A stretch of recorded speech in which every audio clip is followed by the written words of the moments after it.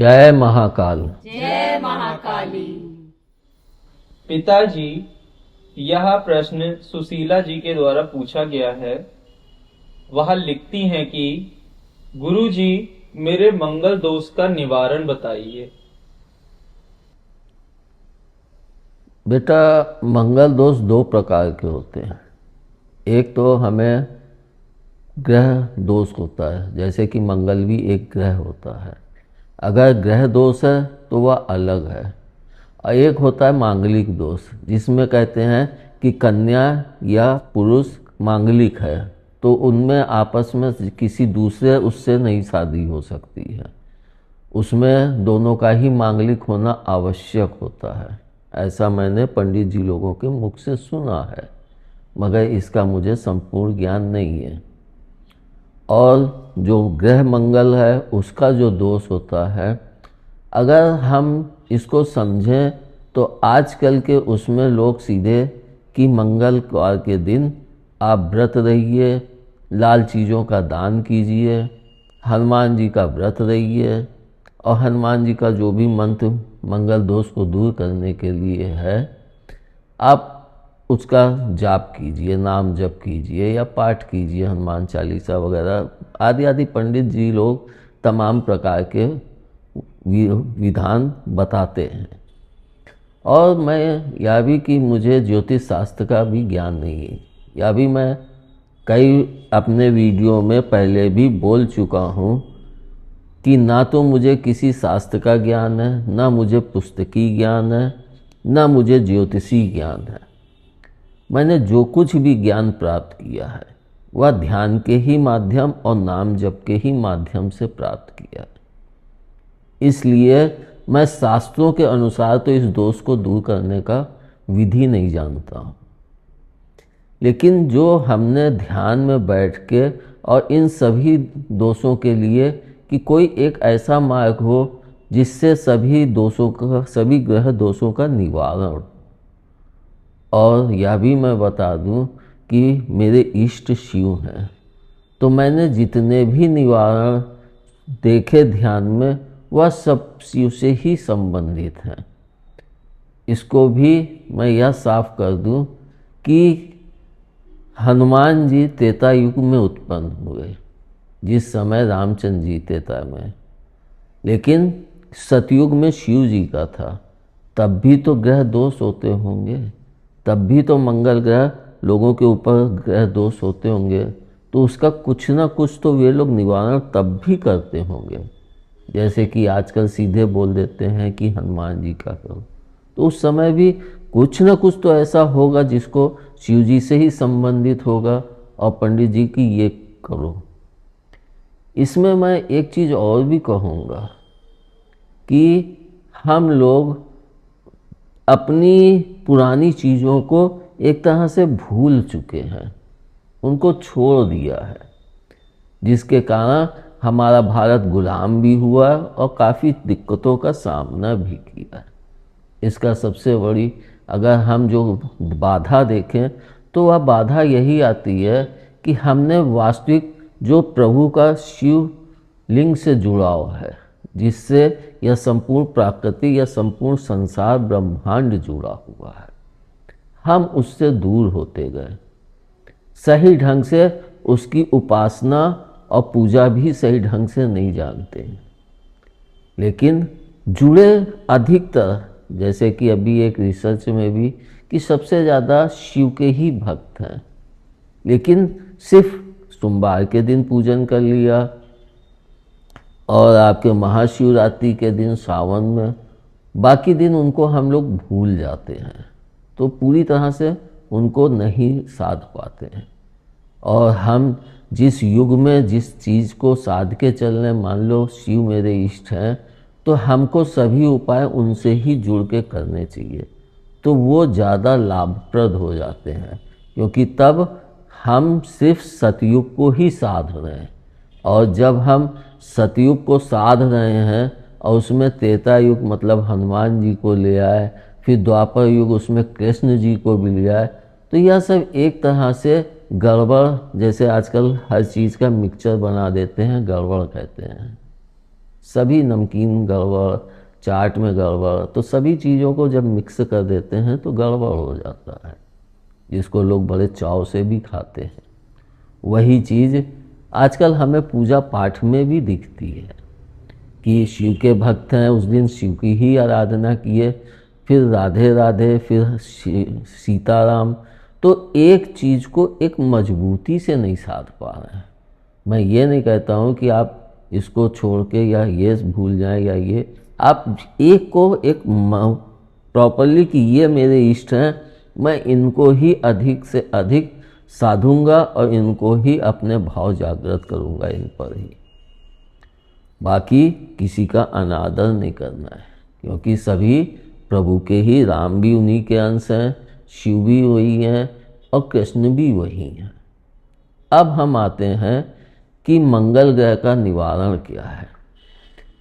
तो हमने जो ध्यान में जाना, कोई भी ग्रह होता है, चाहे वह केतु हो या मंगल हो या राहु हो या शनि हो या सूर्य हो, कोई भी ग्रह होता है, तो जब वह हल्की मात्रा में किसी के ऊपर उसका दोष होता है तो पंडित लोग उसका कि सूर्य ग्रह है, तुम्हारा सूर्य भारी है, तो तुम सुबह जल दो सूर्य को और यह मंत्र का जाप करो, मतलब उससे संबंधित ही विधि बताते हैं।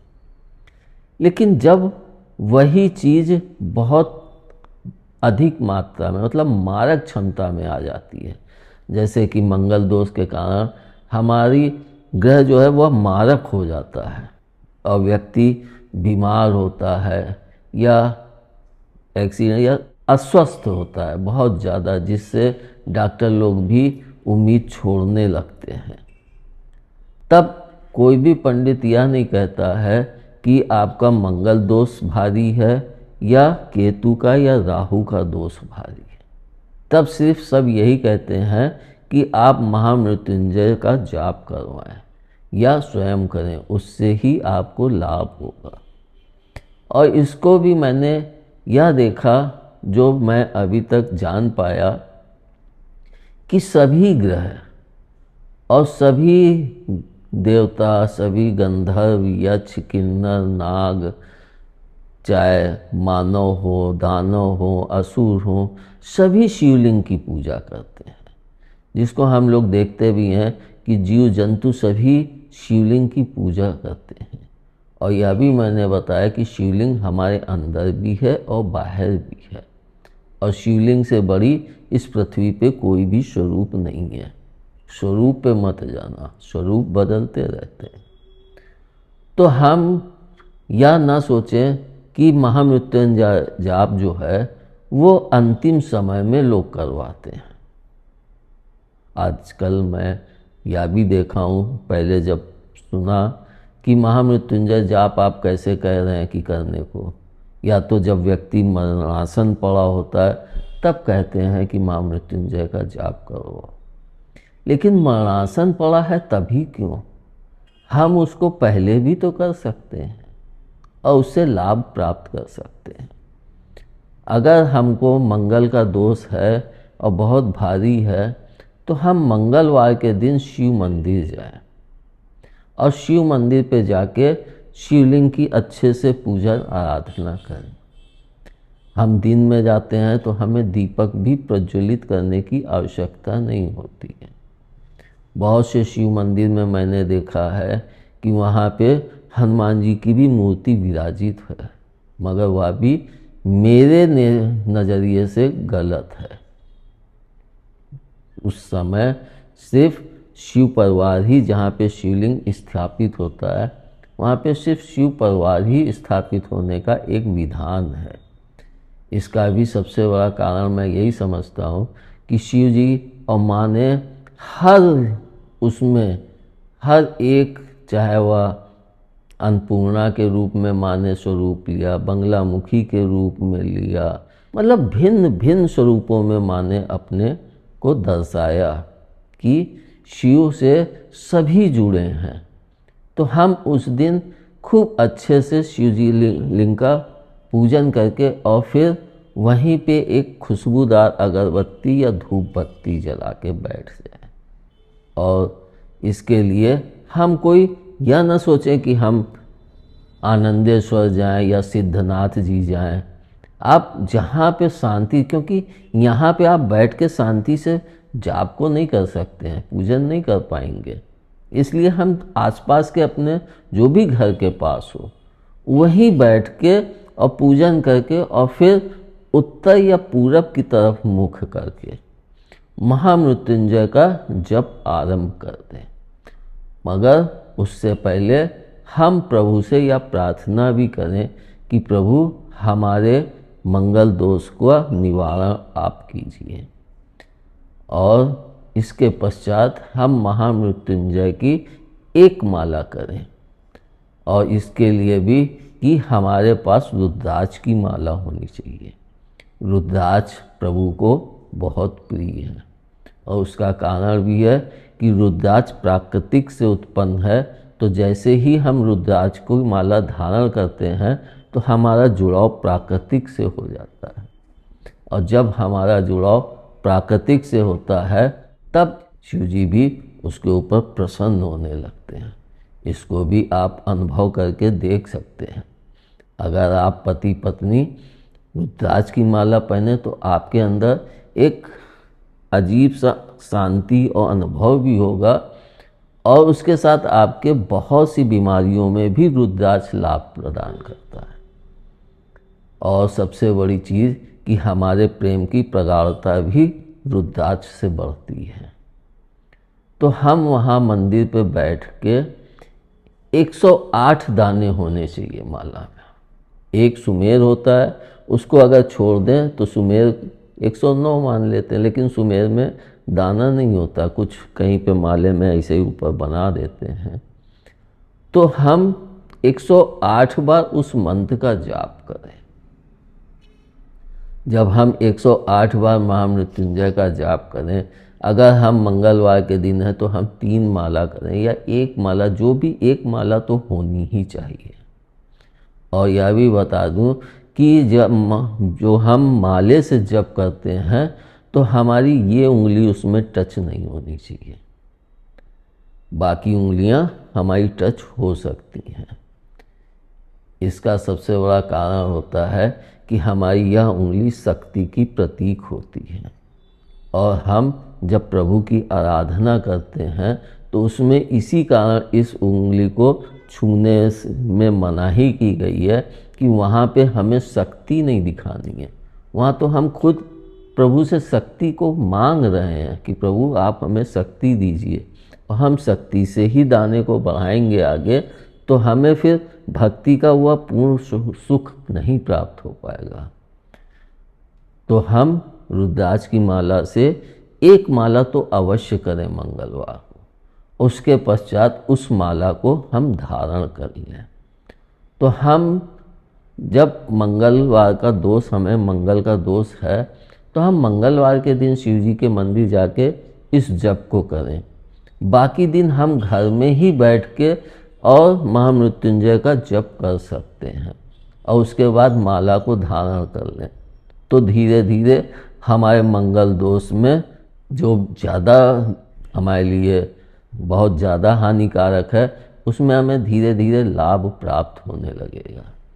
और पहनने के लिए इससे कहता हूँ कि हम हर समय प्राकृतिक से भी जुड़े हैं, और जब हम उससे जप करते हैं तो फिर हमारे उसमें भी एक पावर आ जाती है। कुछ लोगों को यह भी लगता है कि जिससे हम जप करें तो हम उस माला को ना लेके पहने, तो वे लोग मंदिर में ही रख देते हैं। तो इसमें भी 2 कारण होते हैं। पहला कारण कि हम जिस माला से जप करते हैं तो वो हम जब ऐसे ही करते हैं तो उस माला को तो हम मंदिर में रखें, उसको हर जगह पहन के हमें जाना वर्जित होता है। लेकिन हम किसी खास दोष के निवारण के लिए अगर उस माला से कर रहे हैं तो उस माला को हमें धारण करना चाहिए। तो हम उससे जप करें, जप करने के बाद उसको धारण कर लें, और दिमाग में ये ख्याल मत लाएं जब व्यक्ति धर्म के मार्ग में आगे बढ़ता है तो उसके अंदर तमाम प्रकार की चीज़ें आने लगती हैं कि पेशाब गया, छूत लग गई, लाओ माला धो लें। लैट्रिन बच्चे की साफ की तो छूत लग गई, लाओ माला धो लें। ऐसे हर चीज़ से छूत नहीं लगती है। छूत तब लगती है जब हम उसको गंदे हाथों से छूते हैं, या फिर हम कहीं गए हैं और गंदगी में वह छू गया है, तब हम उसको धोएं, तब वह उचित है। लेकिन अपने मन में इसके प्रति अपने को गुलाम न बना ले कि जब जैसा हुआ तो हम माला धो रहे हैं, हम जगह माला उतार रहे हैं। मान लो हम कहीं बाहर जा रहे हैं, ट्रेन पे सफ़र कर रहे हैं, अब हम बार बार टॉयलेट जाएंगे तो हम माला कहाँ तक उतारेंगे। तो हमको अपने दिमाग में यह भ्रम निकाल देना चाहिए। और इसमें एक बात और भी कहूँगा कि लोग सोचते हैं कि महामृत्युंजय जप मृत्यु के समय जपना चाहिए, मगर मैंने अपने बच्चों से एक बार पूरे 1 महीना सावन में कराया था, तब भी कई बच्चे बोले थे कि ये तो जपना मना होता है। मैंने कहा अंतिम समय में जब तुम लोग जपने के लायक नहीं होते हो, तब तुम लोग किसी पंडित को इतना रुपया ले लो तब जपते हो। अगर हमें तकलीफ़ है तो हम उसको जाप करें और प्रभु से अपने लिए लाभ की कामना करें। और यह भी मैं आपको बता दूं कि शिवलिंग से ही मैंने माला के जोड़ा 108 दाने। हालांकि शास्त्रों में एक माला में 108 दाने के और भी कई कारण हो सकते हैं, और मैंने कहा कि मुझे शास्त्रों का कोई ज्ञान नहीं है। तो मैंने इसको जो ध्यान में समझा तो वह है कि शिवलिंग के 12 ज्योति स्वरूप हैं प्रभु के, और सबसे आखिरी रामेश्वरम है। और मैंने यह भी अभी नवरात्र के ही व्रत में कहा था कि हर शक्ति को प्रमाणे 9 शक्तियाँ दी थी। मतलब 9 शक्ति लक्ष्मी जी की, 9 शक्ति काली जी की, 9 शक्ति सरस्वती जी की, तीनों की ही 9 शक्तियाँ दी। तो उसी तरह से अगर हम 12 ज्योतिर्लिंग हैं प्रभु के, तो 12 नौइयाँ 108। हर ज्योतिर्लिंग का अपना अलग प्रभाव है और उसका उद्देश्य भी हर ज्योतिर्लिंग का अलग है। तो हम हर ज्योतिर्लिंग के 9 मतलब उनकी शक्ति मान के चलें तो 12 नौइयाँ 108 होता है। और आप ये भी कह सकते हैं कि आपने पहले कहा है कि 100 दाने ही मान्य होता है, तो गिनती 100 की ही मानी जाती है, 108 की नहीं मानी जाती है। अब इसमें कि हम महामृत्युंजय का जाप करें मंगलवार के दिन, और उस दिन जैसे पंडित जी लोग कहते हैं कि दान करो, लाल चीज़ का दान करो, तो वो मैं आप लोगों के ऊपर छोड़ता हूँ। हर एक की अपनी हैसियत होती है, लेकिन दान हमेशा फलदायी होता है। यह आप मत सोचें कि हम दान कि मंगल का दोष हुआ है तो करें, शनि का दोष हुआ है तो करें, या अगर आप सोचेंगे तो आप सिर्फ उतने पे ही टिके रहेंगे और आगे को नहीं सोच पाएंगे। इसीलिए मैं कहता हूँ कि जब आपको श्रद्धा हो, आपकी इच्छा हो, आप कुछ ना कुछ दान करते रहिए। इससे आपको ही लाभ मिलेगा और आपके अंदर एक अच्छी ऊर्जा अपने आप प्रभावित होने लगेगी, जिसका अनुभव भी आपको होगा। तो अब यह एक उपाय तो मैंने आपको ये सरल विधि से बताया है, और इसमें यह भी बता दूं कि महामृत्युंजय मंत्र एक छोटा स्वरूप है, एक बड़ा स्वरूप है। तो आपको जो भी स्वरूप आप उतनी देर बैठ सकते हैं तो बड़ा स्वरूप लीजिए, आप उतनी देर नहीं बैठ सकते हैं तो छोटे ही स्वरूप को ले लीजिए और उससे आप जाप कीजिए। आपको 1 हफ्ते आप इस विधि को निरंतर करेंगे तो आपको लाभ प्रदान होगा। अब इसका एक अन्य मार्ग भी मैंने जो समझा